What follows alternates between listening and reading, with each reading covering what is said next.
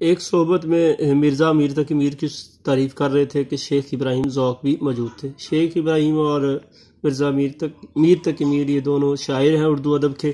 انہوں نے سودا کو میر پر ترجیح دی۔ مرزا نے کہا میں تو تم کو میری سمجھتا ہوں مگر اب معلوم ہوا کہ آپ سودائی ہیں۔ یہ میری سمجھتا مطلب میں سمجھتا ہوں کہ آپ میر تقی میر کے شیدائی ہیں، بلکہ آپ تو جو ہے وہ سودائی نکلے، مطلب سودا کے چاہنے والے نکلے۔ باوجود یہ کہ اس سب کے باوجود یہ کہ اس کے باوجود کہ مرزا کی آمدنی اور مقدور دولت بہت کم تھا، مگر خودداری غیرت اور حفظ وضع رکھ رکھاؤ وہ کبھی آج سے نہ جانے دیتے تھے۔ عمرہ عمائد سے برابر کی ملاقات تھی۔ عمرہ عمائد دولت مند لوگ اور کبھی بازار میں بغیر پالکی یا ہوادار کے نہ نکلتے تھے۔ پالکی ڈولی، ہوادار یہ بھی سواری ہے جسے کوہار اٹھایا کرتے تھے۔ عمائد شہر کے معززین میں سے جو لوگ ان کے مکان پر آتے تھے یہ بھی ان کے مکان پر ضرور جاتے تھے۔ ایک روز کسی سے مل کر نواب مصطفیٰ خان مرحوم کے مکان پر آئے، میں بھی وہاں پر موجود تھا۔ نواب صاحب نے کہا آپ مکان سے سیدھے یہیں آئے ہیں یا کہیں اور بھی جانا ہوا تھا؟ مرزا صاحب کو فلاں صاحب کا ایک آنا دینا تھا، اول وہاں گیا تھا، وہاں سے یہاں آیا ہوں۔ ایک دن دیوان فضل اللہ مرحوم چرٹ میں سوار مرزا صاحب کے مکان کے پاس سے بغیر ملے نکل گئے۔ دیوان محکمہ مال کا بڑا وزیر ہوتا ہے اور فضل اللہ مرحوم اور چرٹ یہ سواری کا نام ہے۔ مرزا کو معلوم ہوا تو انہوں نے ایک رکا دیوان جی کو لکھا۔ مضمون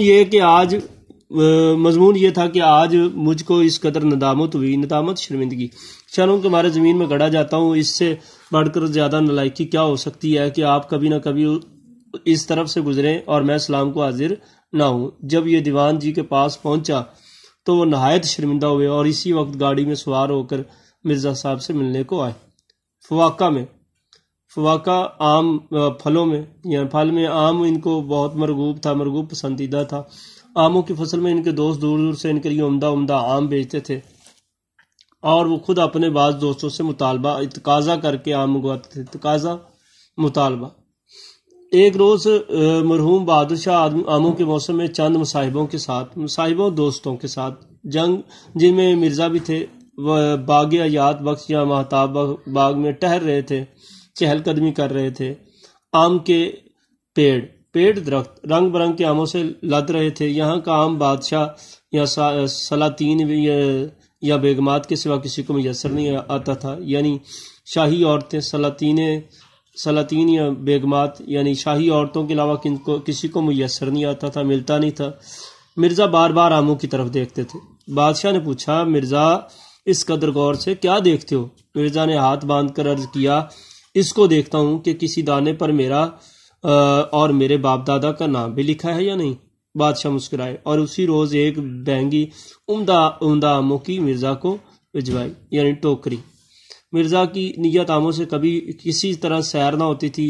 اہل شہر تحفہ بیچتے تھے، تحفہ کے طور پر خود بازار سے منگواتے تھے۔ باہر سے دور کا آم بطور سوغات آتا تھا، سوغات تحفہ، مگر حضرت کا جی نہیں بھرتا تھا۔ نواب مصطفیٰ خان مرحوم ناقل تھے، نقل کرنے والے۔ ایک صحبت میں مولانا فضل آقا اور دیگر احباب موجود تھے۔ آم کی نسبت متعلق ہر ایک شخص اپنی رائے بیان کر رہا تھا کہ اس میں کیا کیا خوبیاں ہونی چاہیے۔ جب سب لوگ اپنی رائے اپنی کہہ چکے تو مولانا فضل حق نے مرزا سے کہا کہ تم بھی اپنی رائے بیان کرو۔ مرزا نے کہا بھائی میرے نزدیک تو آم میں صرف 2 باتیں ہونی چاہیے، میٹھا ہو اور بہت ہو۔ سب حاضرین ہنس پڑے۔ یادگار غالب اس سبق کا یہ ماخذ ہے، یعنی یادگار غالب سے یہ سبق لیا گیا ہے۔ تو عزیز طلبہ یہ تھا آج اس سبق کا مطالعہ اور اس سبق کے الفاظ معانی جو ہم نے آج پڑھے ہیں۔ یقیناً سارے الفاظ کوشش کی گئی ہے کہ آپ کو بتائے جائیں ان کے معانی، پھر بھی اگر کوئی رہ جائے تو اس کی آپ لوگ پھر سے اصلاح لے سکتے ہیں۔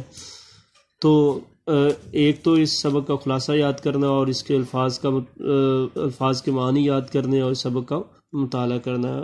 انشاءاللہ نیکسٹ لیکچر کے ساتھ کل ملتے ہیں. کل تک کے لیے اللہ حافظ. السلام علیکم.